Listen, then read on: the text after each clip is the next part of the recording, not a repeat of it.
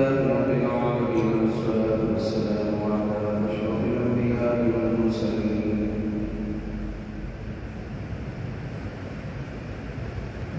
أما بعد فأعوذ بالله من الشيطان الرجيم بسم الله الرحمن الرحيم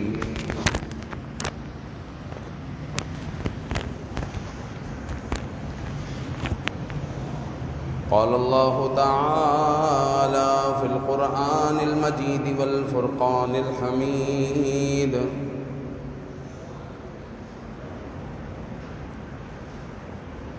وآتى المال على حبه ذوي القربى واليتامى والمساكين وابن السبيل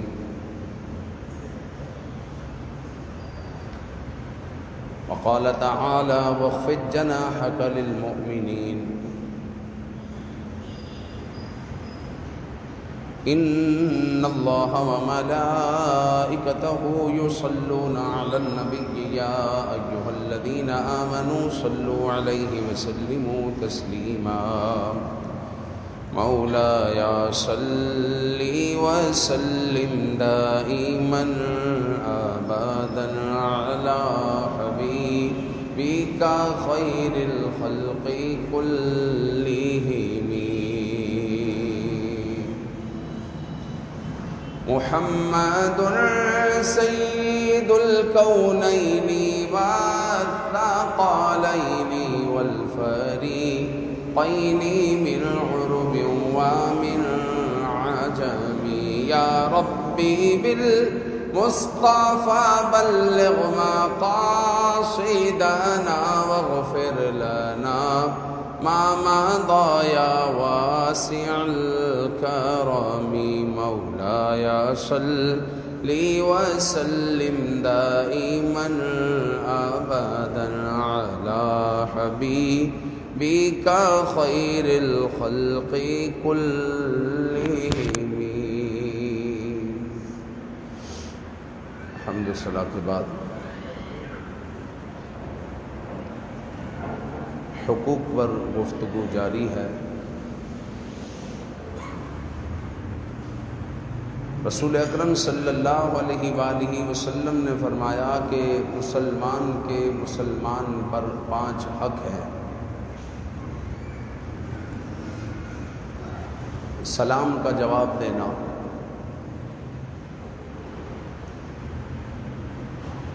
کہ جب کوئی مسلمان کسی مسلمان کو سلام کرے تو اس پر حق ہے کہ اپنے مسلمان بھائی کے سلام کا جواب دے، یہ واجب ہے۔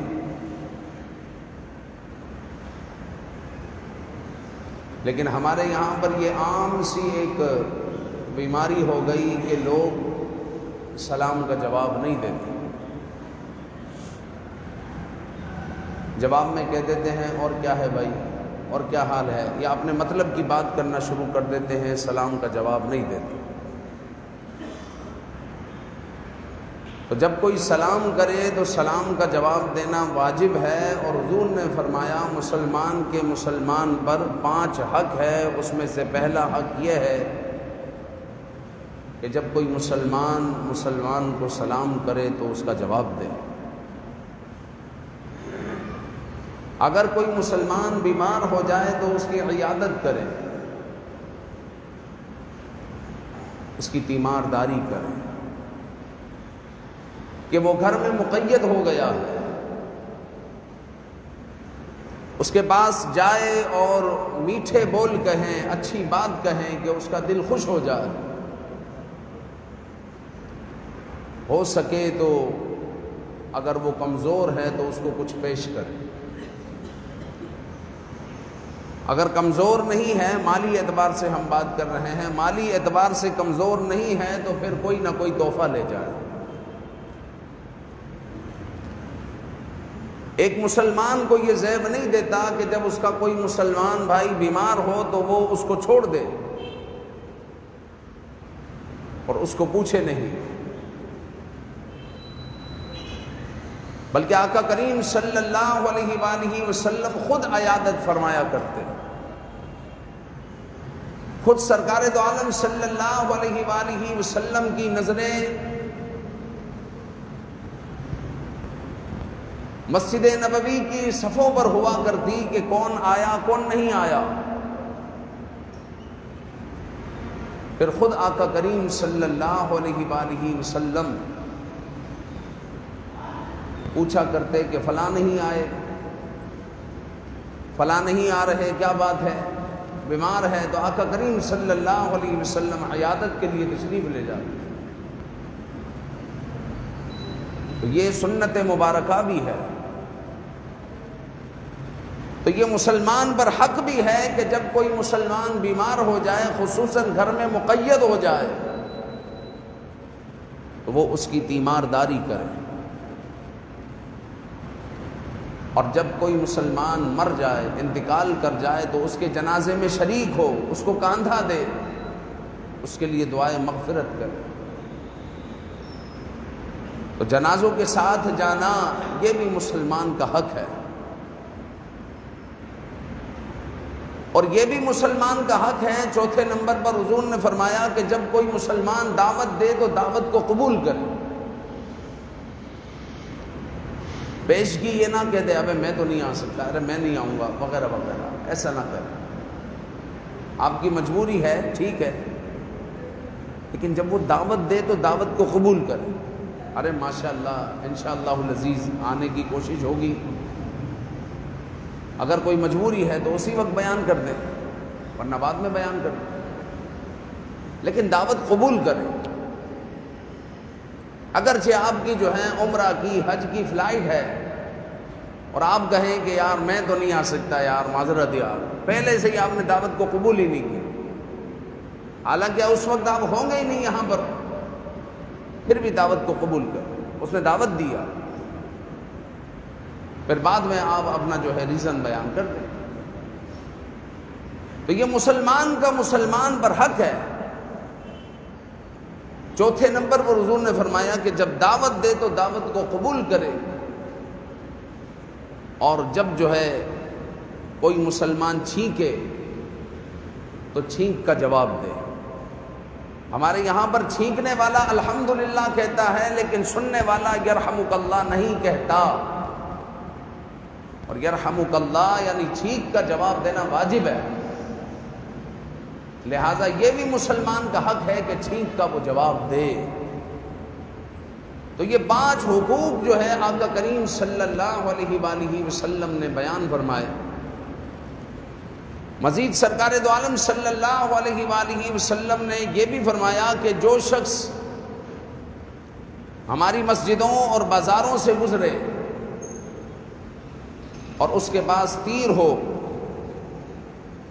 تو اس کو چاہیے کہ وہ تیر کو تھام لے، اس کے نوک والے حصے کو پکڑ لے، کیونکہ بازار میں مسجد میں رش ہوتا ہے، کہ کہیں ایسا نہ ہو کہ وہ تیر والا وہ نوک والا حصہ کسی کو لگ جائے اور تکلیف پہنچ جائے.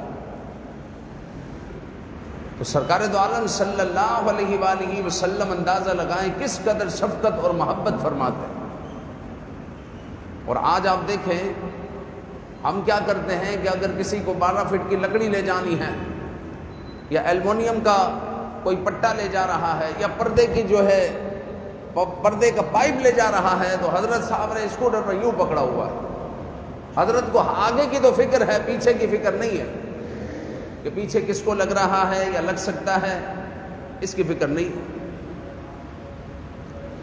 تو سرکار دو عالم صلی اللہ علیہ وآلہ وسلم نے کس حد تک خیال رکھنے کا ارشاد فرمایا کہ جب تم بازار میں جاؤ یا مسجدوں میں جاؤ اور تمہارے ہاتھ میں تیر ہو تو تیر کی جو نوک والی جگہ ہے اس کو تھام لو، پکڑ لو، کہ کہیں ایسا نہ ہو کہ وہ جو ہے نوک والی سائڈ کسی کو لگ جائے اور اس کو تکلیف پہنچ جائے، کہیں ایسا نہ ہو. آج کل دیکھیں ہمارے یہاں پر عام طور پر یہ گدا گاڑیوں میں جو ہے بڑی بڑی اسٹیل کی لوہے کی چادریں آپ نے رکھی ہوئی دیکھی ہو، 60% 70% وہ گدا گاڑی پر ہے، باقی 40% باہر ہے. اب برابر سے گزرنے والا اگر گزرے اور گدھا اگر موڑ جائے یا وہ موڑ دے تو کتنے جو ہے انسیڈنٹ ہوتے ہیں کہ کوئی جو ہے اس میں مر جاتا ہوگا، کتنے زخمی ہو جاتے ہوں گے، لیکن ان کا تو چالان بھی نہیں ہو سکتا۔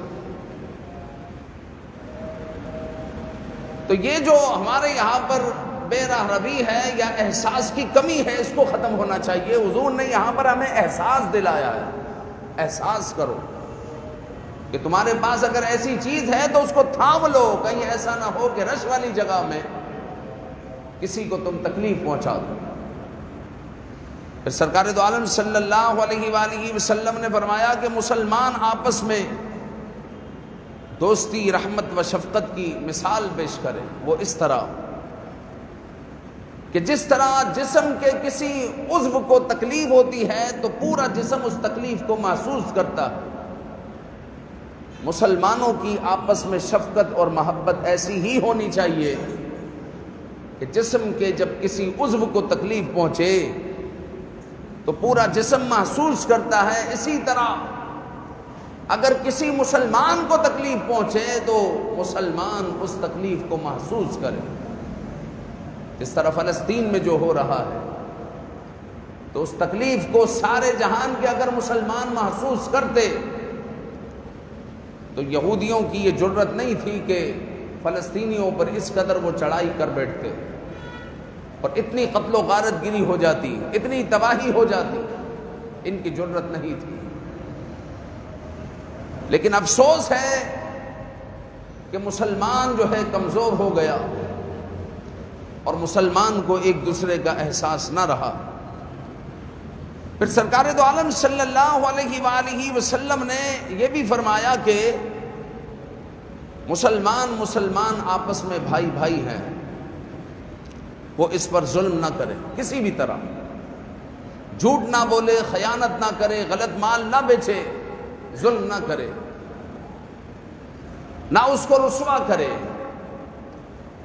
جو شخص اپنے بھائی کی ضرورت پوری کرنے میں مشغول رہتا ہے اللہ تعالیٰ اس کی ضرورت کو پوری کرتا رہتا ہے۔ یہ بخاری شریف کی حدیث ہے، کتنا زبردست ٹکڑا ہے کہ ہمارا کوئی بھائی بے روزگار ہے، ہم اس کے روزگار کے لیے تگ و دو کر رہے ہیں، لوگوں سے باتیں کر رہے ہیں کہ جناب آپ کے پاس اگر جگہ خالی ہو تو یار ہمارا بھائی ہے، اس کی کوئی سیٹنگ ہو جائے، وہ فٹ ہو جائے، اس کا روزگار لگ جائے، اس کے لیے کوششیں کرنا۔ حضور نے فرمایا جو کسی مسلمان کے لیے مشغول رہتا ہے، اس کی حاجتوں کو پورا کرنے کے لیے مشغول رہتا ہے تو رب ذوالجلال اس کی حاجتوں کو پورا کرتا رہتا ہے۔ لیکن ہم لوگ کیا ہو گئے؟ نہ احساس رہا، نہ ایک دوسرے کی قدر رہی، مفاد پرست ہو گئے۔ کوئی کسی کو نفع پہنچانے کے لیے تیار نہیں ہے، کوئی کسی کو نفع پہنچانے کے لیے تیار نہیں ہے۔ اس قدر جو ہے ہم گر چکے ہیں۔ اور حضور نے فرمایا کہ بہترین آدمی وہ ہے جو کسی کو نفع پہنچائے، جو لوگوں کو نفع پہنچائے وہ بہترین آدمی ہے۔ لیکن ہم جو ہے نفع پہنچانے کے لیے تیار نہیں ہے، افسوس ہے۔ ہنر کسی کو دینے کے لیے تیار نہیں ہے۔ ایک درزی کے پاس بھی اگر ایک بیوہ ماں جو ہے اپنے بچے کو لگاتی ہے کہ جناب ہنر سیکھے گا، 2 پیسے کما کر لائے گا، بھائی بہنوں کے اور گھر کے معاملات اچھے کرے گا، ماسٹر کے پاس بٹھا تو دیا، لیکن 6 مہینے ہو گئے وہ بٹن ہی ٹانک رہا، وہ بٹن ہی لگا رہا، اور درزی بھی اس کو ہنر دینے کے لیے تیار نہیں ہے۔ ایک مثال دی ہے میں نے، اس میں مکینک بھی آ سکتے ہیں، کوئی بھی آ سکتا ہے، ہنر دینے کے لیے تیار نہیں ہے۔ پہلے اس سے ٹھیک ٹھاک کام لیا جائے گا، رفتہ رفتہ سیکھ لیا تو سیکھ لیا، اور اسی جگہ پر اس کا بیٹا ہوتا تو وہ 3 مہینے میں ٹرین ہو جاتا ہے، 3 مہینے میں اپنے باپ کا ہاتھ بٹانے لگ جاتا ہے۔ لیکن غیر کے بچوں کے لیے ہم نفع بخش بننے کے لیے تیار نہیں، کیونکہ ہمیں خوف ہے کہ اگر اس کو میں نے ہنر سکھا دیا تو میں کیا کھاؤں گا، اگر یہ میرے سامنے کھڑا ہو گیا تو میرا کیا ہوگا۔ جبکہ سرکار دو عالم صلی اللہ علیہ وسلم نے کیا فرمایا کہ جب تک آدمی کسی کی حاجت کو پوری کرنے میں لگا رہتا ہے، مشغول رہتا ہے، اللہ رب العزت بھی اس کی حاجتوں کو پورا کرتا رہتا ہے، اس کی حاجتیں پوری ہوتی رہتی، اس کے پیچھے اللہ کی کتنی رحمت ہوتی ہے اس کو پتہ ہی نہیں۔ اچھا وہ سمجھ رہا ہے میں بندے پر احسان کر رہا ہوں، لیکن رب ذوالجلال کے جو احسانات ہوتے ہیں وہ اگر وہ دیکھ لے تو وہ شرمندہ ہو جائے کہ وہ کچھ بھی نہیں کر رہا۔ نفع بخش بنے، لوگوں کو نفع پہنچائے، لوگوں کو نفع پہنچائے، آپ کی روزی، آپ کا رزق کہیں نہیں جاتا۔ پھر سے سماعت کیجئے بخاری شریف کی حدیث کا یہ ٹکڑا کہ جو شخص اپنے بھائی کی ضرورت پوری کرنے میں مشغول رہتا ہے تو اللہ تعالیٰ اس کی ضرورت کو پوری کرتا رہتا ہے، اور جو شخص کسی مسلمان سے مصیبت کو دور کرتا ہے تو اللہ تعالیٰ قیامت کے دن اس کے مصائب میں سے کوئی مصیبت دور فرما دے گا، اور جو شخص کسی مسلمان کا پردہ رکھتا ہے قیامت کے دن اللہ تعالیٰ اس کا پردہ رکھے گا۔ پھر مسلمان کو چاہیے کہ ایک دوسرے کی مدد کرے، کیونکہ یہ بھی ایک مسلمان کا حق ہے کہ ایک مسلمان اگر ضرورت مند ہے، حاجت مند ہے، اگر کوئی اس کی مدد کرے گا تو حضور نے فرمایا کہ اللہ رب العزت اس کو اس وقت ثابت قدمی عطا فرمائے گا کہ جب لوگوں کے قدم پھسل رہے ہوں گے، جب لوگ مار کھا رہے ہوں گے، لوگوں کے قدم پھسل رہے ہوں گے، اللہ تعالیٰ اس کو ثابت قدمی عطا فرمائے۔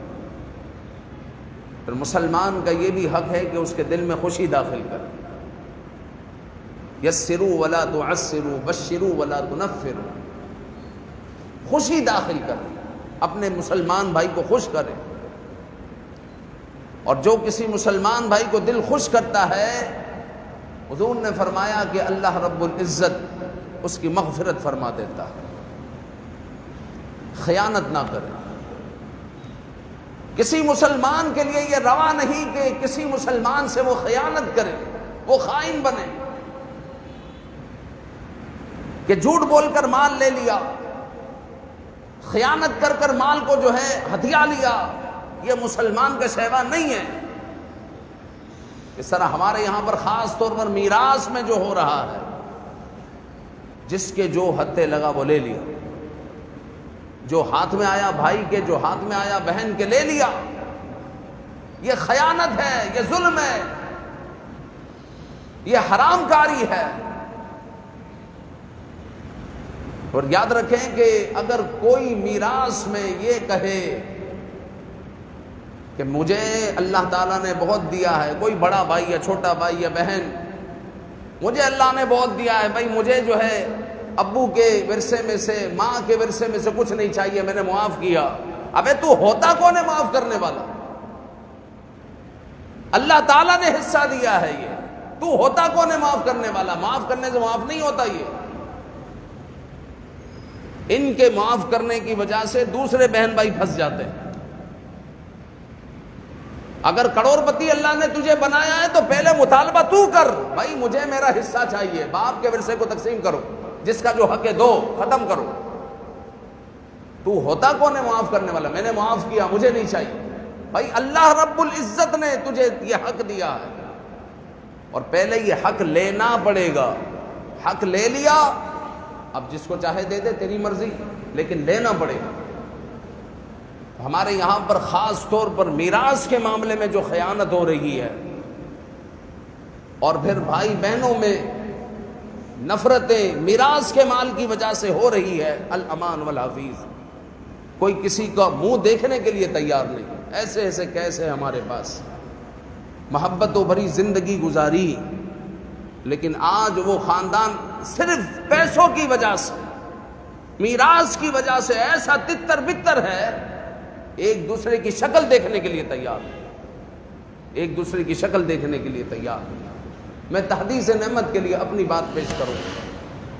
ہمارے والد محترم کا انتقال ہوا، میرے پاس میرے والد کے پیسے ہوتے تھے، میں میدان میں لے کر آ گیا، بھائی سب کا یہ حصہ بنا اور سب کو حصہ تقسیم کر دیا، کسی نے کسی کا مال نہیں کھایا۔ اور اللہ تعالیٰ نے اس میں ایسی برکت رکھی ہے کہ آج بھی ہم بھائی بہن ایک دسترخوان پر بیٹھ کر کھانا کھاتے ہیں، کیونکہ کسی کا مال نہیں کھایا۔ آج بھی ہمارے گھر میں قربانی بھائی بہنوں کی ایک ساتھ ہوتی ہے، آج بھی اتنی محبت ہے۔ اور سب شادی شدہ ہے، بچوں والے، لیکن یاد رکھیں کہ جہاں حرام کاری ہوگی وہاں پر نفرتیں ہوگی۔ اگر آپ کے گھر میں کہیں پر یہ چیز ہے تو اس پر غور کریں کہ حقداروں کو اس کا حق پہنچا ہے یا نہیں۔ اگر نہیں پہنچا تو پہنچاؤ، محبتوں کو قائم کرو۔ اگر حقداروں کو اس کا حق نہیں پہنچتا تو یاد رکھیں کہ یہ محبت نفرتیں میں نفرت رہے گی، آپس میں نفرتیں رہے گی، یہ محبت میں چینج نہیں ہو سکتی، کیونکہ دل میں ایک ٹیڑھ پن آ گیا ہے، دل میں رکھنا آ گیا ہے، اب یہ ختم نہیں ہوگا۔ لہذا اگر کسی گھر میں ایسے معاملات ہے تو یہ معاملات کو صحیح کریں۔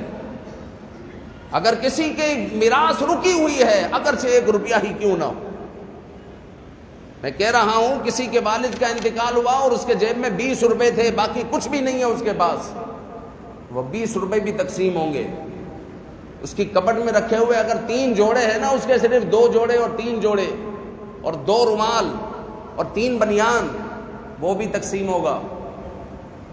آپ یہ نہ کہیں کہ چھوڑا کیا ہے جو ہم تقسیم کریں، وہ بھی تقسیم ہوگا، وہ بھی میدان میں آپ لائیں گے۔ اگر کسی بھائی نے اس کو بھی ہتھیا لیا اور اس کو کہا کہ بھائی یہ کیا تقسیم کرنا، وہ بھی حرام کھا رہا ہے، وہ بھی پیٹ میں حرام ڈال رہا ہے۔ لہٰذا یہ بات آئی خیانت کرنے کی، تو اس پر ہماری گفتگو جاری ہو گئی۔ خیانت نہ کریں، اپنے آپ کو بالکل فیئر رکھیں، پھر آپ برکتیں دیکھیں، رب ذوالجلال کتنی برکتیں عطا فرماتے ہیں۔ یہ جتنی معاملات ہیں، جتنی پریشانیاں ہیں، مصیبتیں ہیں، آفتیں ہیں، یہ بے روزگاریاں ہیں، تنگ دستیاں ہیں، مال تو امام صاحب بہت آتا ہے، پتہ نہیں کہاں جاتا ہے، سمجھ نہیں آتا، تو اس بات کو یوں سمجھیں کہ کہیں کسی کا مال تو نہیں دبایا ہوا، حقداروں کو اس کا حق پہنچا دیا۔ اگر نہیں پہنچایا تو پہنچاؤ، ہر مہینے ہر سال عمرہ کرنے نہیں جاؤ، کوئی مسئلہ نہیں ہے۔ ہر سال حضرت صاحب جو ہے عمرے پر نظر آتے ہیں، رمضان جو ہے ہم مدینہ میں کرتے ہیں، الحمدللہ رمضان مدینہ میں کرتے ہیں۔ بہن بھائیوں کو تو نے حصہ تو دیا نہیں، رمضان تو مدینہ میں کرتا ہے، تو رمضان مدینہ میں نہیں کر بھائی، تیری مہربانی، تو ادھر ہی کر لیا کر صدیق کی مسجد میں، لیکن جو ہے رمضان حقداروں کو اس کا حق پہنچاؤ، حقداروں کو اس کا حق دو، پھر آپ برکتیں دیکھیں کتنی برکتیں ہوتی ہیں۔ اللہ تعالیٰ عمل کی توفیق عطا فرمائے، آمین بجاہ النبی الامین صلی اللہ علیہ وسلم۔